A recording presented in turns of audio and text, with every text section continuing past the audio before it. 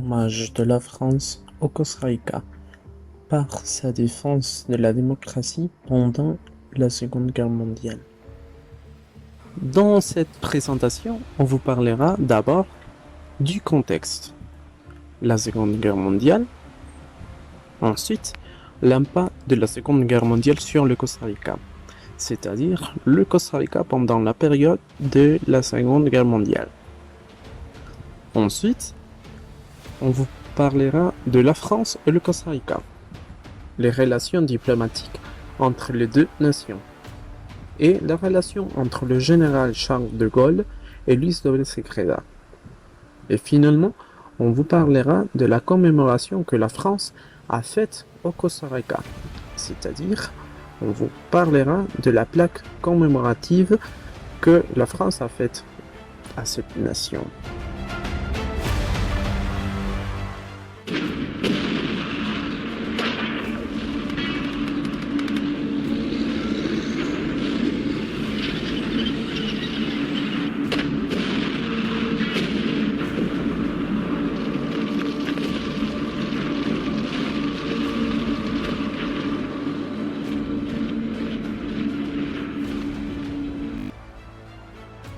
Les images que nous venons de vous présenter exemplifient parfaitement les conditions dans lesquelles les personnes vivaient pendant cette période tragique de l'histoire. Mais quels sont les antécédents de cette guerre? D'abord, nous trouvons que les systèmes du traité de Versailles durant la décennie des années 20 commencent à perdre son autorité, et Hitler surgit comme une figure transcendantale à cette période. Ensuite, nous trouvons le cas de la crise de l'année 1929, appelée de même comme le crash de 1929, et l'impact direct sur des nations autour du monde. Ceci conduit aux nations à un système appelé comme le nationalisme économique, et les nations se conçoivent comme des nations autosuffisantes, des nations capables de produire leurs propres matériaux. En 1931, le Japon envahit la région de Mandchourie. Les nazis arrivent au pouvoir en 1933 et implantent des politiques extérieures modérées. Un exemple de ce fait, c'est le traité naval germano-britannique en 1935. En 1936, les nazis occupent une zone du Rhin et en mars de 1839, ils envahissent l'Autriche. Et finalement, en septembre de 1939, les nazis envahissent la Pologne. Cette dernière situation déclenche la Seconde Guerre mondiale. La Seconde Guerre mondiale comme une conjoncture économique allemande. Selon Timothy Mason, l'Allemagne était sur le point de souffrir une crise économique, c'est-à-dire une crise au niveau de son système économique. Les troubles et l'inflation pourraient être causés par la préparation de la guerre pendant le printemps de 1939.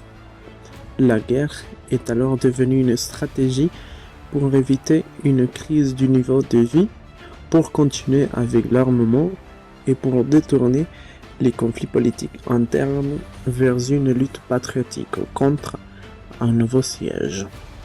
Le résultat fut la Blitzkrieg ou guerre éclair, des guerres courtes qui nécessitaient moins d'armes et permettaient de maintenir le niveau de vie.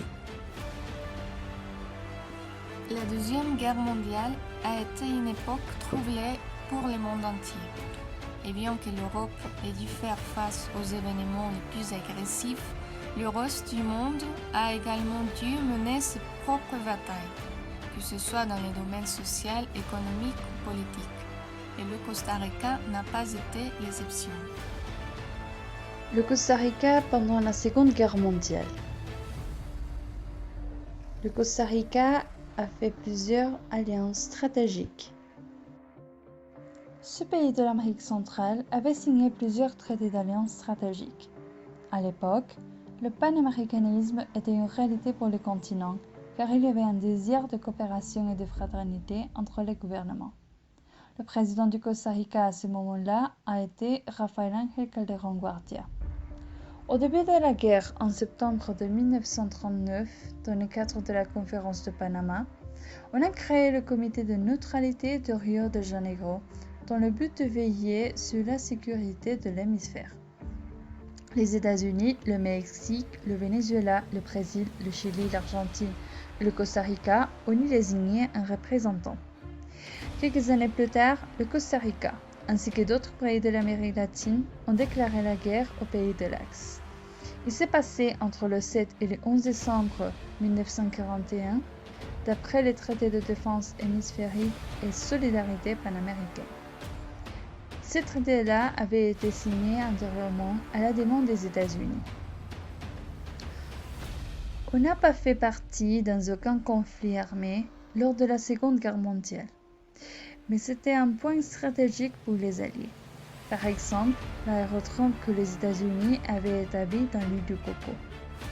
Quant à l'économie costaricienne, il y a eu des conséquences funestes. À savoir, on n'avait pas seulement fermé les marchés européens pour l'exportation du café, mais les revenus du fisc ont aussi descendu à cause de la réduction des importations. D'ailleurs, le président Calderón Guardia avait décidé d'abolir le parti nazi costaricien. Même s'il ne dépassait pas les 100 militants, ils sont devenus un groupe inquiétant au niveau politique. Après la persécution de ses membres par le gouvernement, on leur a envoyé au camp de concentration qu'il y avait en 1942, dans ce qui était à l'époque l'aéroport international à Savannah, aujourd'hui le Stadium national. Enfin, la position politique du Costa Rica pendant la guerre a été du côté des forces alliées, dont la France.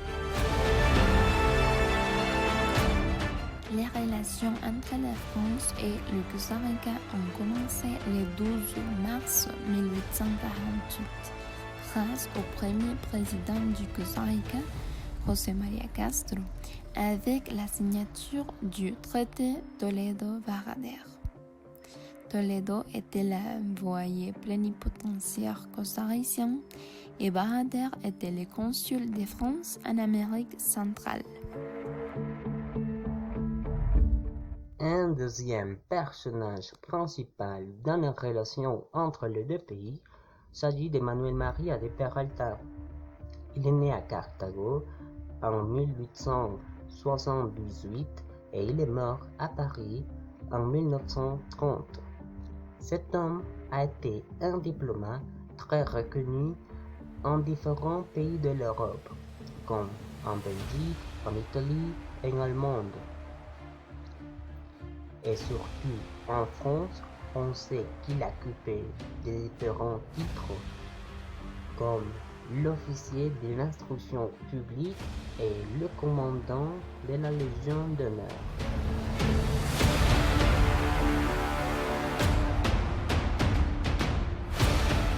Pendant la période de la Deuxième Guerre mondiale, le Costa Rica a adopté les mêmes politiques extérieures que celle du mouvement panaméricain. Et on sait bien que les États-Unis ont pu réussir à prendre le contrôle de ce mouvement. Et avec des lois comme la loi du bon voisin, ils ont réussi à orchestrer la coopération de l'Amérique latine dans la guerre. Il a fallu que tous les pays faisaient des contributions aux États-Unis afin d'aider la cause des Alliés. Et le Costa Rica n'était pas l'exception. Les pays administraient de différentes matières premières, comme la bata, le caoutchouc, le cinchona et le balsa. En conclusion, on pourrait dire que les relations diplomatiques entre la France et le Costa Rica ont toujours été pacifiques et solidaires. Luis Robles Segredo est né à Heredia en janvier 1889 et il est mort en 1856.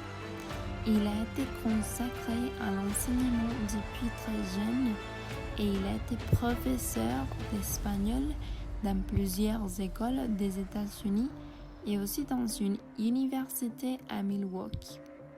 Il est très connu pour avoir créé la Bibliothèque nationale la plus importante du XIXe siècle et du début du XXe siècle.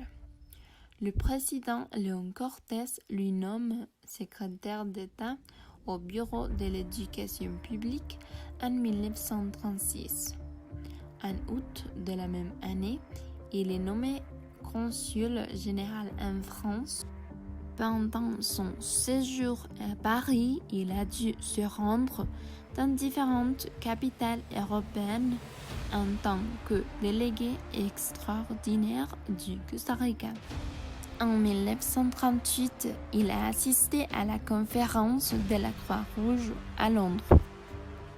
Charles de Gaulle. Il est né en novembre 1890 à Lille et il est mort en novembre 1970.